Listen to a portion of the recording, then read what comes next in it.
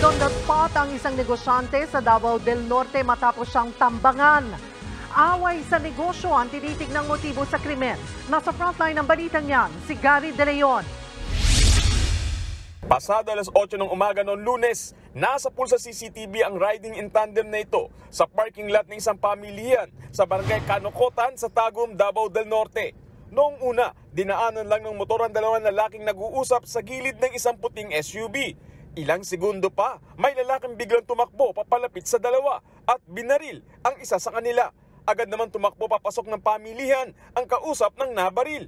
Habang ang gunman, kinuha pa ang pitakan ng biktima sabay sakay sa dumating na motorsiklo.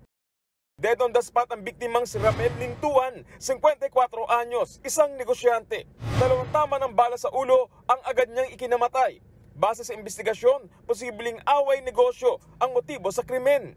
Itong businessman is pumunta doon sa isang tindahan para bumili ng gamit niya.